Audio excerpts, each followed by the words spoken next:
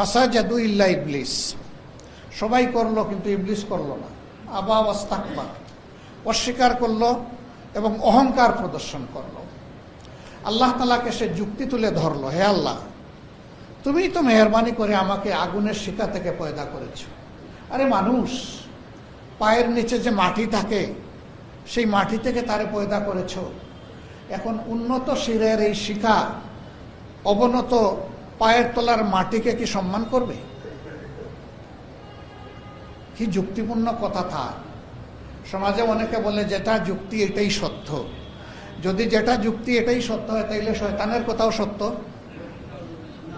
সব জায়গায় যুক্তি দিয়ে সত্যকে ধারণ করার, গ্রহণ করার সুযোগ নেই। বুঝতে হবে যে আমার জ্ঞান যতটুকু সীমা পর্যন্ত পৌঁছতে পারবে না, সেই সমস্ত কিছু জুড়ে আল্লাহ তাআলার জ্ঞান আছে। তিনি সব কিছুকে তার জ্ঞানের রাজ্যে ধারণ করেন। আমার এই বুঝই নাই সত্য মিথ্যাকে পুরাপুরি পরখ করা যুক্তি দিয়ে, সুতরাং কিছু বিষয়ে ওখানে যুক্তি চলবে না। যদি কাউকে জিজ্ঞেস করে তোমার বাবাকে, তো সে বললো অমুক, বলবে তার প্রমাণ কি? সে কি প্রমাণ দিবে? তাহলে প্রমাণ দিতে হলে বলতে হবে যে এখন বাবার ডিএনএ টেস্ট করো। এইভাবে কি সকল সন্তানের বাবার বাস্তবতার ডিএনএ টেস্ট করে নির্ধারণ করলে এই সমাজের কোনো মান ইজ্জত থাকবে? থাকবে না। তাহলে এই জায়গায় আমি বিশ্বাস করছি যে আমার বাবাও মুখ ছিলেন, আমার দাদাও মুখ ছিলেন, আমি তো দেখি নাই। আমার জন্মের এই প্রক্রিয়ার সাথে আমি নাই, আমার জন্ম তো তারপরে হয়েছে। তো এইখানে যুক্তির জায়গা কোথায়? এখানে যুক্তির জায়গা নাই, এখানে বিশ্বাস করতে হবে আমাকে। ঠিক আল্লাহ রাব্বুল আলামিনের জাত এবং সিফাতের উপর আলিফ থেকে গিয়া পুরাপুরি বিশ্বাস করা হচ্ছে মুমিনের দায়িত্ব। এখানে কোনো কিন্তু নাই, ইত্যাদি নাই, অতঃপর নাই, এই সব কিছু ছাড়া আল্লাহ তাআলার জাত এবং সিফাতের কাছে আমরা আত্মসমর্পিত। সালাত সেই ইবাদত। বান্দা সেজদায় উঠাইয়া পড়ে বলে, আল্লাহ জানি তো না তোমার গোলামকে দ্বিতীয় সেজদার মতো হায়াত তুমি রেখেছো কিনা। যদি এই সেজদা পর্যন্তই আমার হায়াত হয়, তাহলে মাথাটা উঠানোর আগে তোমার গোলামটারে আল্লাহ তুমি ক্ষমা করে দাও। আমি তোমার ক্ষমার সুসংবাদ নিয়ে তোমার কাছে আসি। এইভাবে প্রতিটি সালাতে মুমিন বান্দা যখন দাঁড়ায়, মন খুলে তার আল্লাহর সাথে কথা বলে, যখন এই সালাতটা জামাতে অনুষ্ঠিত হয়, তখন ইমাম সাহেব তার মুক্তদিদের পক্ষে আল্লাহর কাছে সুপারিশ করে। আমরা যে সূরা ফাতিহাটা পড়ি, এইখানেই তো আল্লাহর কাছ থেকে সব আমরা চেয়ে নিচ্ছি।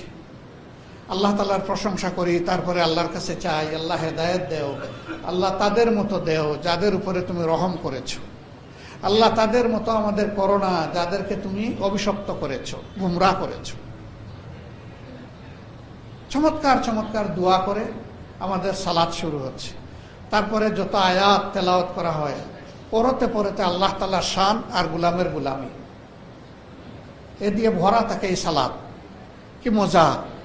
আমি আমার মুনিবের সাথে বাদশাল করছি। আল্লাহু আকবার।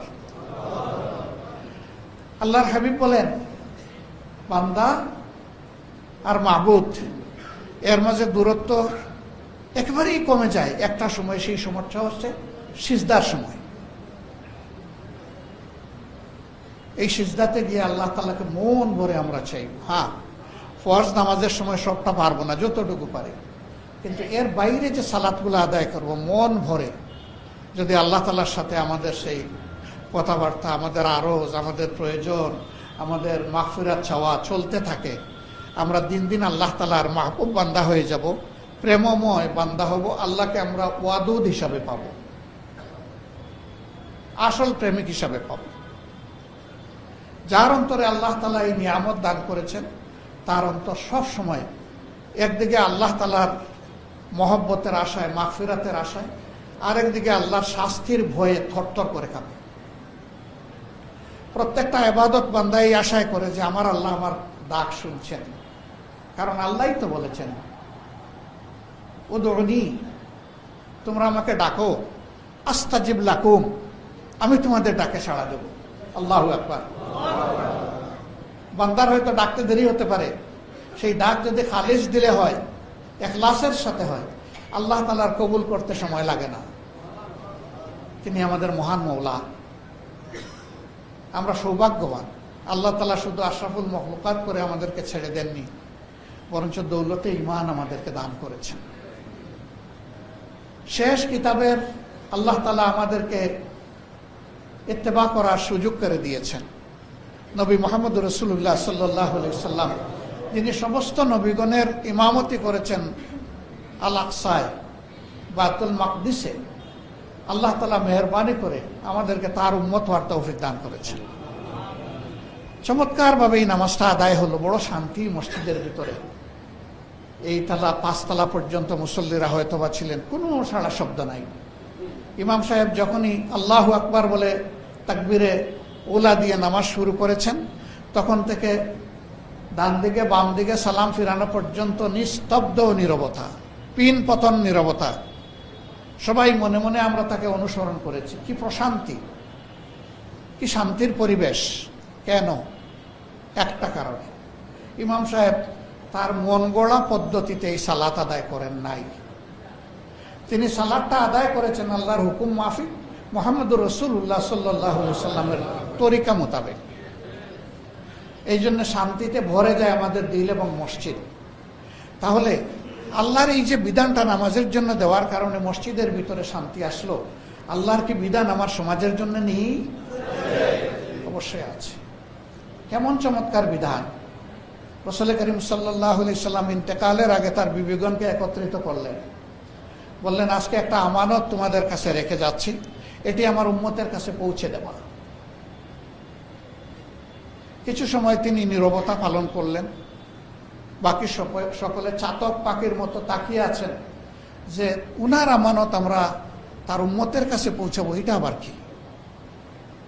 তখন তিনি বললেন যে দেখো, নবীগণের সমস্ত আমল হচ্ছে ইবাদত এবং আল্লাহর শিখানো পদ্ধতি মোতাবেক ইবাদত। অতএব আমি যখন প্রকাশ্য দিবালোকে অথবা রাতের বেলাই হোক আমার সঙ্গীদের সাথে, সাহাবীদের সাথে থাকি, তখন তারা আমাকে দেখে বুঝে এবং সেই অনুযায়ী আমলের সবক নিয়ে নেয়। কিন্তু আমি যখন তাদের থেকে আলাদা হয়ে তোমাদের কাছে চলে আসি, আমি যখন একাকিত্বে তোমাদের সাথে রাত্রি যাপন করি, তখনকার আমলটা কিন্তু তারা জানে না। তাহলে এই আমলের তরিকা তারা শিখবে কিভাবে? নবীদের জীবনে প্রাইভেসির ওই রকম কিছু নাই। আমার ইন্তেকালের পরে সব তোমরা আমার উম্মতকে জানাই দেবো। আল্লাহু আকবার! কি বাকি রইল বলেন তো দেখি? জীবনের আর কিছুই বাকি থাকলো না, সব আল্লাহ রাসূল শিখাইয়া দিয়া দুনিয়া থেকে বিদায় নিয়েছে। আমাদের সমাজের যা কিছু আছে, যা কিভাবে চলবে, সব শিখাই দিয়ে গেছে। আসুন আমরা আমাদের আল্লাহকে, তার পুরা উলুহিয়ত আমাদের দিলের মধ্যে আমরা ধারণ করি।